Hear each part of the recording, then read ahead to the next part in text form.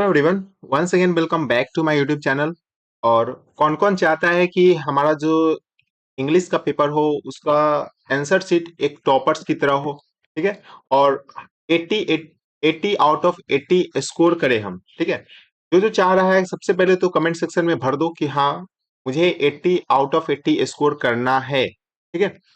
उसके बाद हम बताने वाले हैं आज तुम्हारे पास कि आंसर जो होता है वो टॉपर्स का कैसा होता है, कैसे टॉपर्स का जो मार्क्स होता है वो 80 आउट ऑफ 80 आता है, क्या लिखते हैं और कैसे लिखते हैं, सारी चीज हम बताने वाले हैं विद फुल प्रूफ के साथ।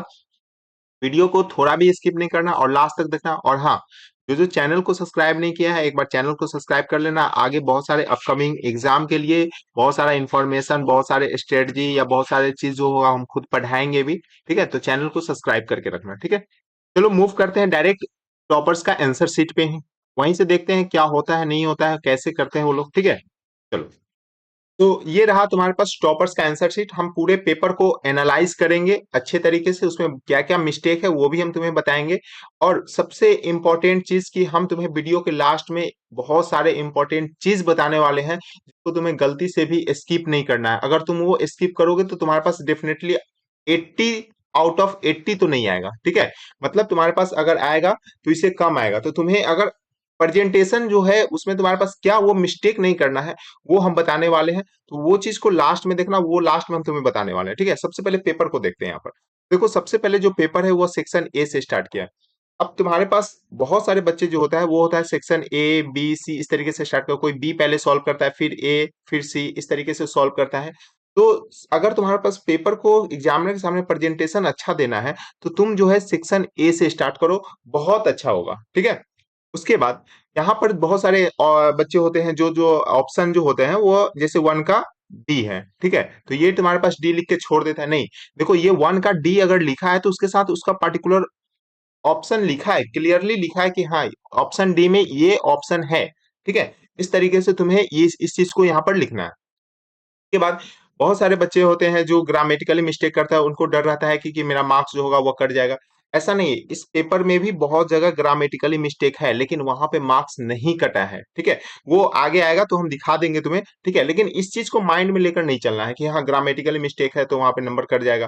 तुम्हारा पेपर जो होगा वो अच्छा होना चाहिए। ठीक है। ग्रामेटिकली मिस्टेक से नंबर नहीं कटता है। बहुत रेयर केस में अगर वो टीचर्स को मन करे तो कट करते हैं, नहीं तो अदरवाइज ग्रामेटिकली मिस्टेक से कट नहीं करते। ठीक है। उसके बाद मोस्ट इंपॉर्टेंट चीज ये है कि तुम्हारे पास, अगर तुम्हारे पास देखो यहाँ पर बहुत सारा चीज जो होता है जो डायरेक्टली जो पैसेज से लिया जाता है, उस पैसेज को लिया हुआ जो लाइन है उस लाइन को तुम अंडरलाइन कर दो। इससे पता चलेगा कि ये लाइन जो है तुम्हारे पास क्या हुआ, पैसेज से डायरेक्टली लिया हुआ है। ठीक है।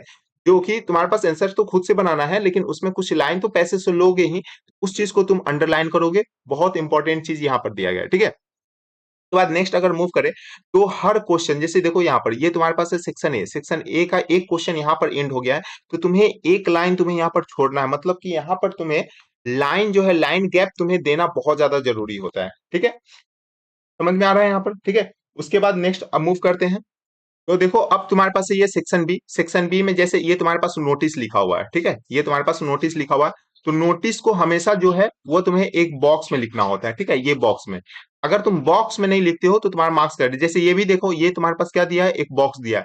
आई थिंक इधर जो है इधर भी बॉक्स होगा लेकिन ये स्कैनिंग कॉपी है, इसलिए तुम्हारे पास ये हो सकता है इधर का नहीं दिख रहा है, लेकिन ये बॉक्स इधर भी होता है। ठीक है। इस तरीके से एक बॉक्स में लिखोगे आंसर को। ठीक है।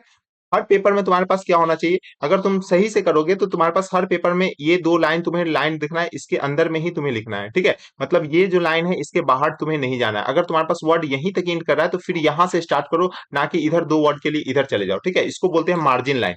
हर पेपर के इधर तो तुम्हारे पास होता ही है दिया हुआ, इधर से तुम लाइन ड्रॉ कर दो और ये तुम्हारा हो जाएगा, ये मार्जिन लाइन होता है और इसके अंदर में नहीं लिखना है। ठीक है। जो भी लिखना है इस साइड में ही लिखना है। क्लियर है। तरीके से ये देखो, इसमें तुम्हारे पास कैसे लिखो, फॉर्मेट बहुत ज्यादा इंपॉर्टेंट है। अगर फॉर्मेट सही से लिखोगे तो तुम्हारे पास यहाँ पर मार्क्स मिलेगा। ठीक है। और जो बॉक्स में तुम्हें लिखना है, उसके बाद देखो ये तुम्हारे पास ये कंप्लीटली स्कैन किया हुआ तो इसमें तुम्हें फॉर्मेट दिख रहा है यहाँ से। क्लियर है। ठीक है। चलो नेक्स्ट देखो, ये तुम्हारे पास है क्वेश्चन नंबर 6 में। देखो क्वेश्चन नंबर 6 में भी तुम्हारे पास यहाँ पर आई थिंक ये ग्रीन कलर से अंडरलाइन किया, इसका मतलब है कि ये कॉपी दो बार तीन बार चेक हुआ है। तो जो सीनियर्स होते हैं वो अगर ये कॉपी रेड पेन से चेक हुआ है तो सीनियर जो होता है वो ग्रीन पेन यहाँ पे अप्लाई करते हैं। यहाँ पर मिस्टेक है, इस वजह से यहाँ पर क्या हुआ, लेकिन अदरवाइज देखो यहाँ पर ये टॉपर्स का कॉपी है, मतलब 80 आउट ऑफ 80, मतलब यहाँ पे भी इसको मार्क्स नहीं कटा है। ये बोलते हैं ग्रामेटिकली मिस्टेक में तुम्हारे पास मार्क्स नहीं करता है। और हम तुम्हें पहले भी बता चुके हैं कि तुम्हें जॉब एप्लीकेशन जो होता है, जॉब एप्लीकेशन को ज्यादा प्रेफर करो। देखो ये बंदा भी तुम्हारे पास जॉब एप्लीकेशन लिखा है जिसमें कि तुम्हारे पास बायोडाटा यहाँ पर क्या क्या इंक्लूड किया है, ठीक है। तो बायोडाटा बहुत ज्यादा इंपॉर्टेंट होता है किसी भी जॉब एप्लीकेशन को लिखने के लिए। और इसमें तुम्हारे पास नेक्स्ट अगर तुम देखोगे यहाँ पर, तो देखो यहाँ पर ये जो तुम्हारे पास है ये क्वालिफिकेशन वाले पार्ट है, तो क्वालिफिकेशन इसमें तुम्हें ऐड करना बहुत ज्यादा जरूरी होता है, खासकर कि तुम्हारे पास अगर तुम जॉब एप्लीकेशन लिखते हो और इसमें तुम्हारे पास पेज भी ज्यादा लगता है, इस वजह से तुम्हारे पास टीचर को बहुत इजी होता है वहां पे तुम्हारे पास full out of full score देने में, ठीक है।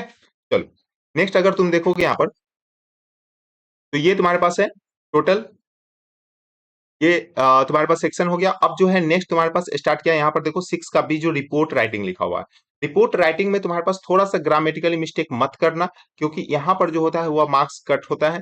और यहाँ पर तुम्हारे पास इसको अगर तुम देखोगे तो तुम्हें इसमें बॉक्स नहीं बनाना है, सबसे इंपॉर्टेंट चीज है कि इसमें तुम्हें बॉक्स नहीं बनाना है, ठीक है। ये देखो इसमें तुम्हारे पास बॉक्स नहीं बनाना। नेक्स्ट अगर हम सेक्शन ए कंप्लीट किए, सेक्शन बी कंप्लीट कर लिए, ठीक है, तो इसके बीच में तुम्हारे पास गैप होना चाहिए, फिर सेक्शन सी। तो देखो यहाँ पर जैसे ये तुम्हारे पास कंप्लीट हो गया, तो अगर तुम सेक्शन ए सेक्शन बी में, अगर तुम बी में तुम्हारे पास 3 क्वेश्चन है, तो हर क्वेश्चन के बीच में तुम्हारे पास लाइन ड्रॉ करना जरूरी नहीं होता है। अगर तुम्हारे पास समय है तो करो, नहीं तो जैसे मान लो कि सेक्शन बी में 3 क्वेश्चन है, 3 4 5, तो तुम 3 लिख दी लेकिन गैप दे दो, ठीक है, गैप दे दो, 4 का लिख लो फिर 5 का लिख लो। लेकिन अगर सेक्शन बी में तुम्हारे पास ये जो पार्ट है, ये सेक्शन बी है, यहाँ पर जो है स्टार्ट किया और यहाँ पर एंड हुआ, तो यहाँ पर तुम्हें लाइन जो है वह बाउंड्री बनाना जरूरी होता है, तब तुम स्टार्ट करोगे सेक्शन सी यहाँ से, ठीक है। जैसे ये देखो ये किया है, यहाँ पर ये तुम्हारे पास लाइन ड्रॉ किया है, उसके बाद सेक्शन सी स्टार्ट किया है, और उसके बाद सेक्शन सी में भी तुम्हारे पास देखो अगर इसको समय मिल रहा है तो ये जो है बीच में भी यहाँ पर लाइन ड्रॉ कर रहा है, ठीक है। तो इस तरीके से तुम्हारा प्रेजेंटेशन जो होगा बहुत अच्छा होगा, ठीक है।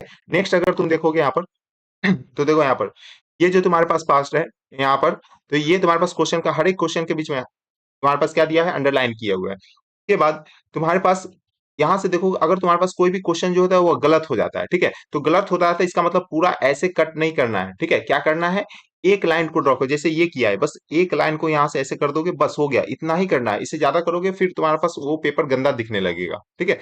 एक लाइन ड्रॉ करो और बस हो जाएगा तुम्हारे पास ये चीज, क्लियर है। नेक्स्ट अगर हम बात कर ले यहाँ पर, तो ये तुम्हारे पास ये लास्ट जो है ये तुम्हारे पास कॉपी का लास्ट पेज था, ठीक है। तो इतना हमने तुम्हें बता दिया। अब तुम्हें बताते हैं क्या क्या तुम्हें मिस्टेक नहीं करना, ठीक है।